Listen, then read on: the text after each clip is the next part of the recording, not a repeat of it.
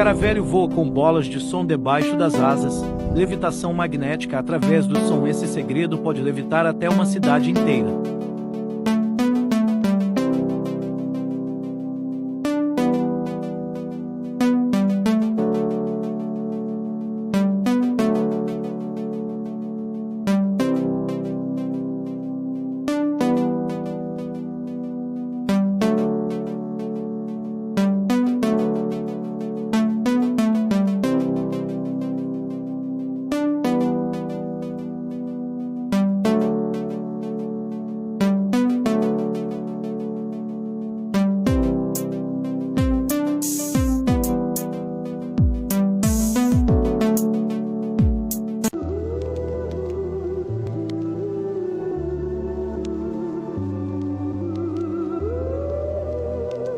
Man named from Russia. Grebennikov was kind of a non-conventional scientist. He was an entomologist, did a lot of work with bugs, entomology. And his favorite thing was to go out into the steppes of Russia and into the various outer hinterlands and camp out in the summers and study his favorite subject. And on one of these expeditions, he started seeing some weird effects. This is all explained in great detail on the AchilleNet site if you type in Grebennikov and his flying box or gravity platform. But anyhow, the result of this was to show that he found a certain bug that didn't fly, it levitated.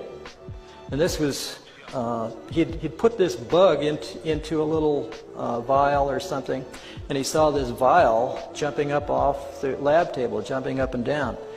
And of course this is patently impossible based on any type of normal physics. So he got into this, and he found out that the bug wings themselves were creating an anti-gravity phenomena under certain conditions.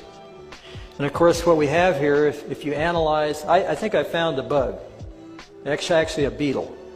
And if you analyze this bug structure, you see a hexagonal pyramid structure array throughout the entire bottom wing of this bug.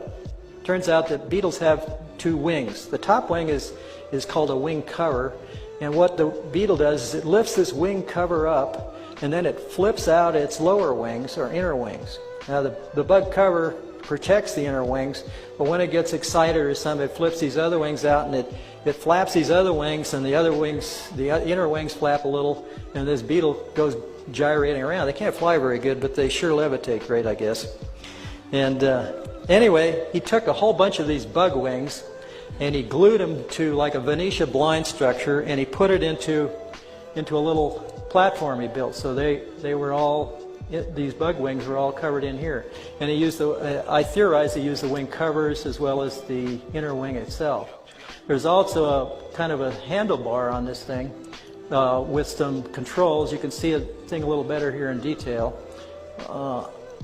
The controls, I think, had to be manipulated continuously and probably vibrated to create the same action that the bug was doing. There was also down at the base some kind of a lever, which I suspect controlled the amount of lift he was getting out of this thing.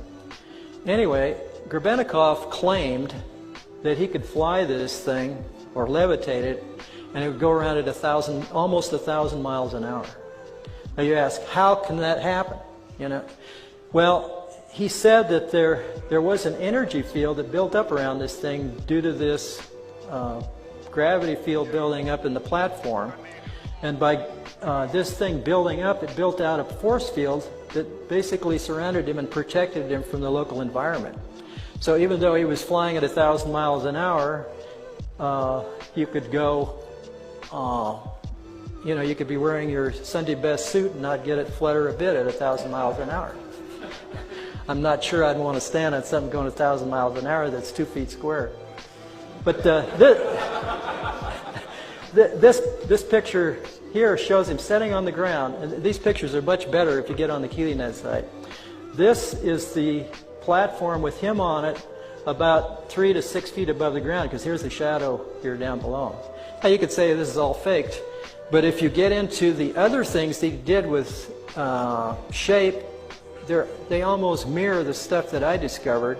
And it proves, I guess, that there's either two crazy people in the world or there's two people that have found the same discoveries. So I think that this is a valid phenomenon, and I'll show you why.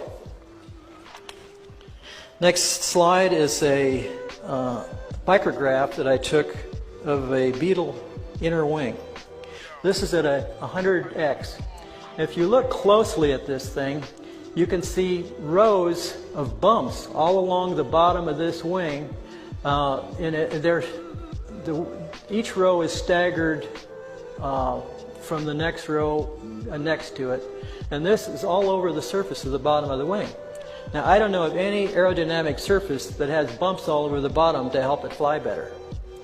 If you blow this up to 430x, you can start to see some of this microstructure of the cells that form where these bumps are. The next slide, at 970x, you start to see what these bumps that stick up are. They're hairs, look like hairs or fibers that grow out of the center of these hexagonal cells.